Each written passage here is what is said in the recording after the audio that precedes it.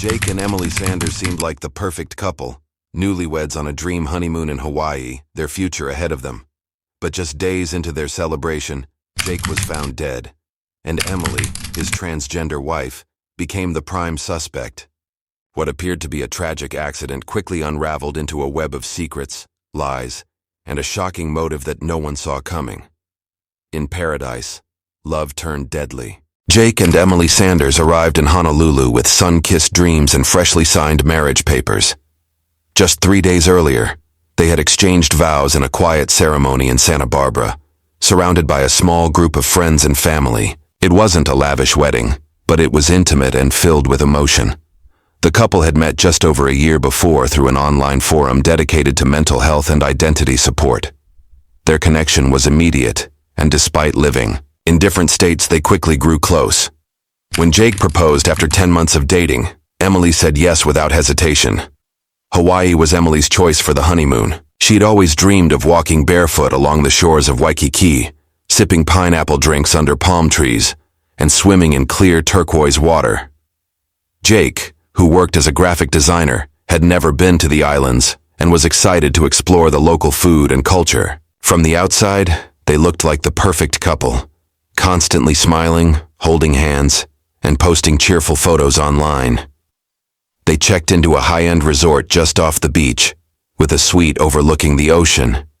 Everything seemed to be falling into place.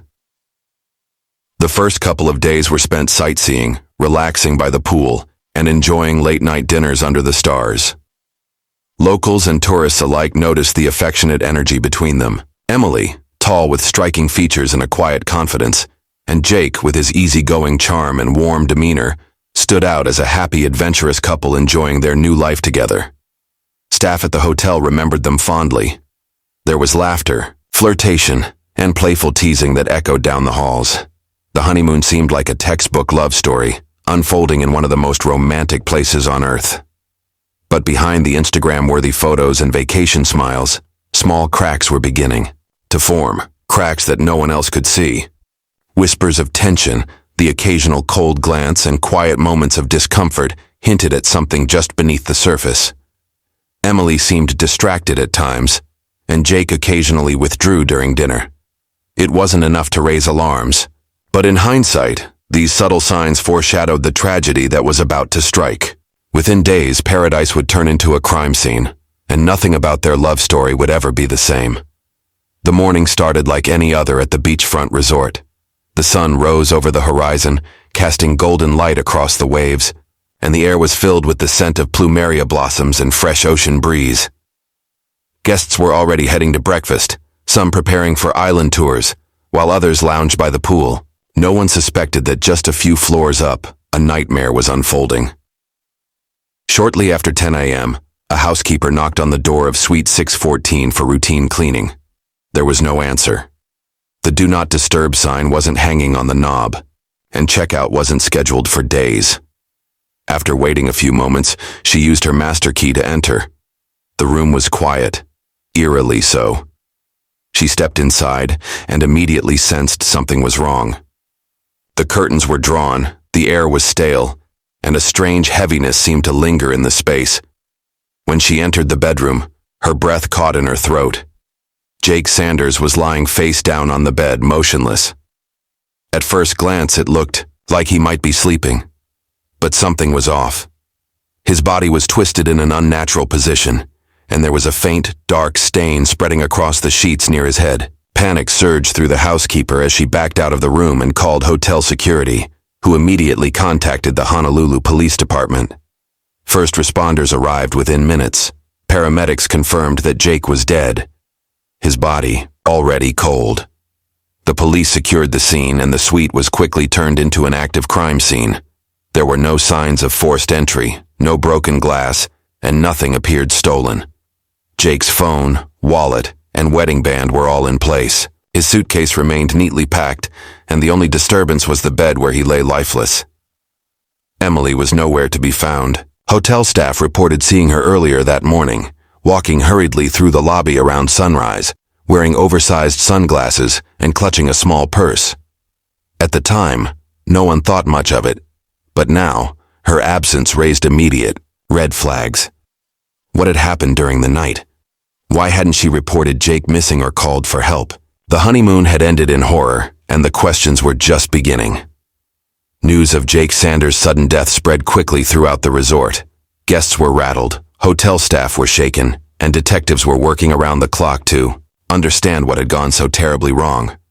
Meanwhile, Emily Sanders was located just a few hours later at a small cafe near the beach, sitting alone and staring blankly at the waves. When officers approached her, she appeared dazed and disoriented. She was cooperative, answering questions softly and without protest, but her story was vague. She claimed she had gone for a long early morning walk to clear her head after an argument with Jake the night before. When she returned to the hotel, she said, she panicked when she saw police at the scene and left out of fear and confusion. Detectives noted her emotional state. She cried, her hands trembled, and she frequently broke eye contact. On the surface, Emily was grieving, but some things didn't add up.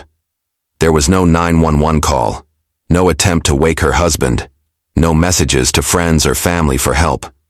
Her departure from the hotel before Jake's body was discovered looked suspicious. Still, grief can make people act unpredictably, and police were careful not to jump to conclusions. They placed her under observation, but did not arrest her. As the investigation unfolded, detectives began to learn more about Emily's life before she met Jake. She had transitioned nearly a decade earlier and had faced years of emotional and societal challenges. Friends described her as fiercely independent but emotionally guarded. Her relationship with Jake had seemed to be a new beginning, a chance at the kind of normalcy and happiness she had long desired. But those close to the couple painted a more complex picture. Jake's best friend, who had been his confidant since college, revealed that Jake had expressed doubts about the marriage just weeks before the wedding. There had been late-night calls and cryptic messages about secrets and second thoughts. Some family members confessed that Jake had not told them Emily was transgender until after the engagement, and a few had voiced concerns that he was rushing into a situation he didn't fully understand. What had looked like a whirlwind romance now seemed tangled with hesitation, hidden truths, and emotional strain. Detectives were beginning to see that this was not just a tragic accident, it might be something far darker. The autopsy report arrived just 2 days after Jake's body was discovered, and it changed everything. What had initially been suspected as a medical emergency or accidental fall quickly turned into a confirmed case of homicide. Jake hadn't died from a heart condition or a drug reaction. The cause of death was blunt force trauma to the back of the head. The medical examiner noted that the injury was consistent with multiple blows from a heavy flat object. There were also faint bruises on Jake's arms and shoulders, suggesting a struggle had occurred before the fatal injury. Police immediately shifted their investigation from an unexplained death to a murder case. The cheerful honeymoon suite was now a full-blown crime scene. Forensics combed through every inch of the room, documenting fingerprints, checking for blood traces, and bagging items that could have been used as weapons. One item stood out: a decorative stone bookend that matched the shape and weight consistent with Jake's injuries. It had traces of blood on the edge and was removed for further testing. Investigators turned their attention back to Emily, who was now the last known person to have seen Jake alive. Her vague timeline and early morning disappearance were no longer viewed as signs of grief. They were now seen as suspicious behavior. Detectives began retracing her steps using hotel surveillance footage, witness statements, and GPS data from her phone. The footage revealed her leaving the hotel suite around 5 a.m., just before the estimated time of death. She wasn't seen returning until after police had secured the scene, despite her earlier claim that she had been nearby.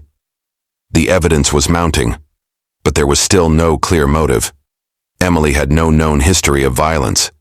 There were no signs of theft or forced entry, and the couple had just been married. It didn't make sense on the surface. Yet, as detectives dug deeper into their relationship, cracks continued to appear. Emily's emotional instability, financial hardships, and the strain of being in a complex, high-pressure relationship were all potential factors.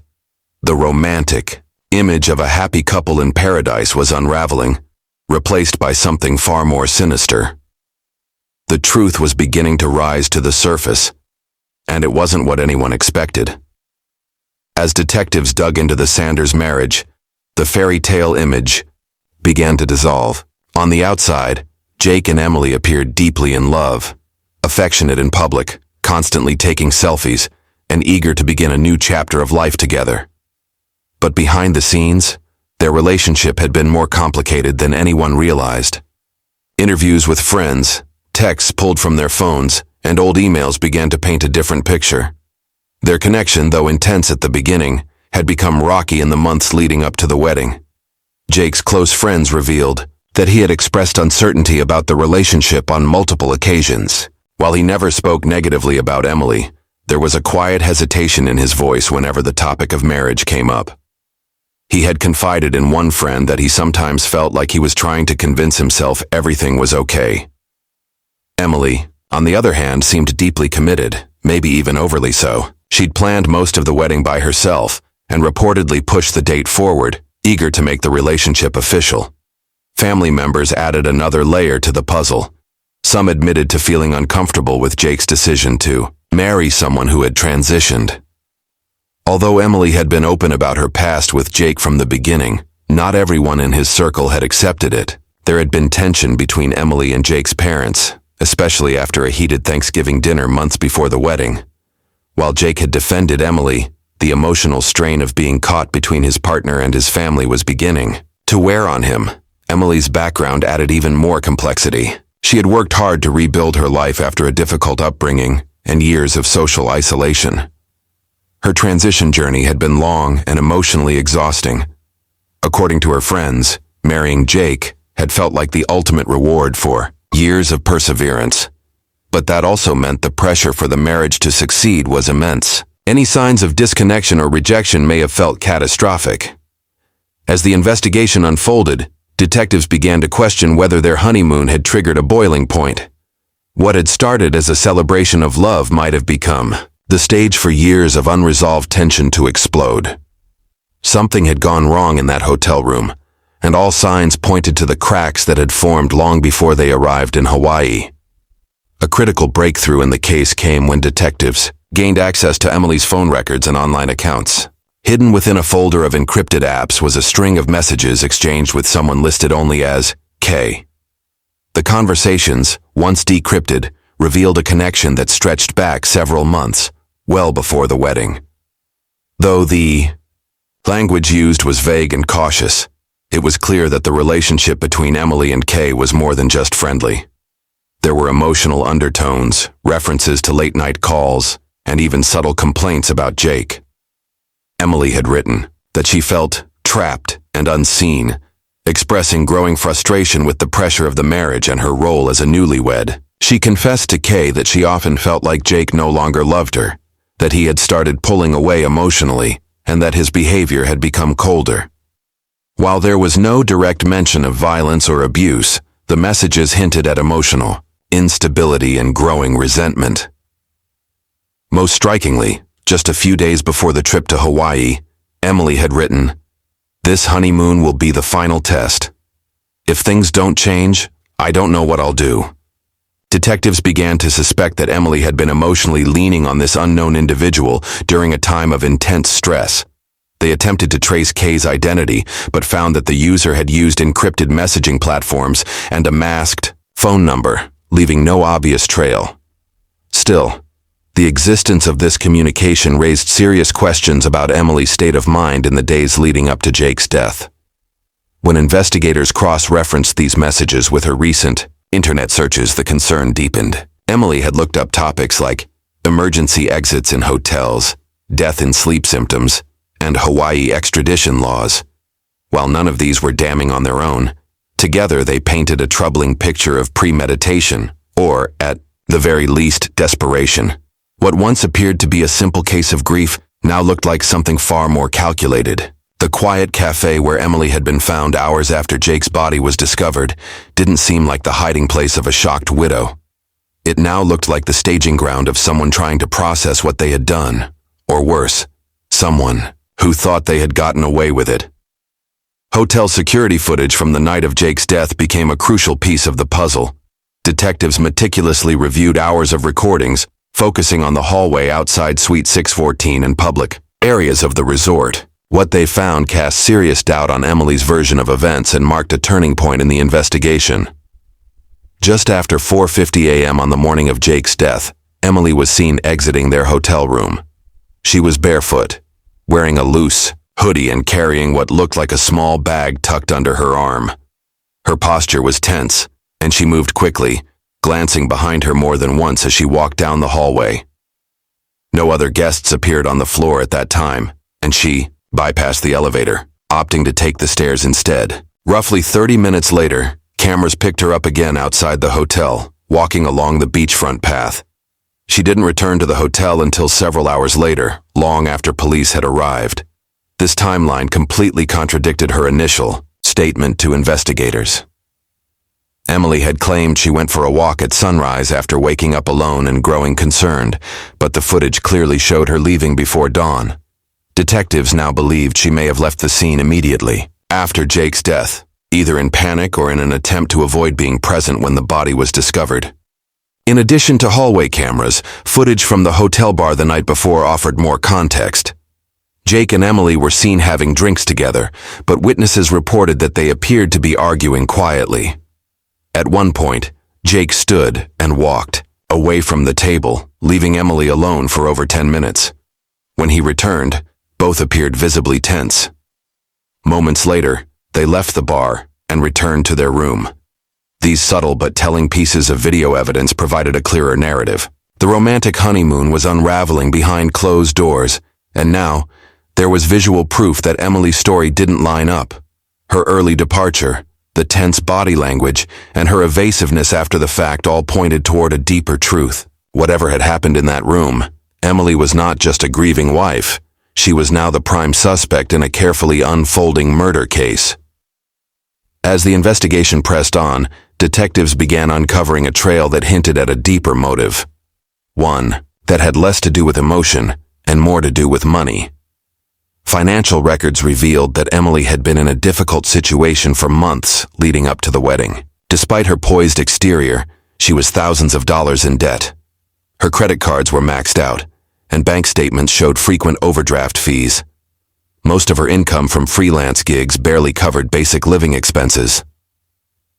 The burden of her medical expenses, including her transition-related surgeries and therapy, had left her financially strained.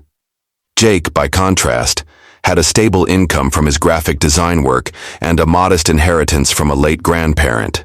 Just before the wedding, he had updated his life insurance policy, naming Emily as the sole beneficiary.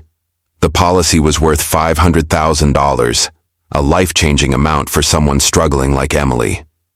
According to the insurance company, the policy had gone into effect 3 weeks before the honeymoon. The timing raised immediate suspicion. Emily had not disclosed this policy to investigators, and when asked directly, she appeared surprised it was even relevant. But emails between her and Jake's insurance agent told a different story. Emily had been actively involved in the process, asking questions about the timeline, beneficiary details, and payout terms. The precision of her inquiries didn't seem like the casual curiosity of a newlywed. It suggested planning. Detectives considered whether the murder could have been premeditated. The growing financial pressure, the hidden messages to an unknown confidant, and the inconsistencies in her story all began to converge into a theory that Emily had entered the marriage with ulterior motives. Had she planned to kill Jake for the payout? Or had tensions escalated during the honeymoon, leading to a spontaneous act of violence that conveniently resulted in a financial windfall? The discovery of the insurance policy shifted the tone of the case dramatically. It was no longer just about lies or emotional distance. There was now a tangible benefit to Jake's death, and Emily stood alone as the person who would gain the most. What once looked like a tragedy was beginning to look a lot more like a calculated crime. With mounting evidence and a motive tied directly to financial gain, authorities moved quickly. Just 1 week after Jake's death, Emily Sanders was arrested at a small Airbnb where she had been staying under a different name. She was charged with second-degree murder, and news of her arrest spread rapidly through local media and online forums.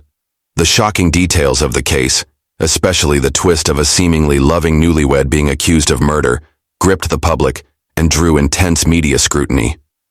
Emily remained composed during the arrest, offering no resistance and calmly stating she had nothing to hide.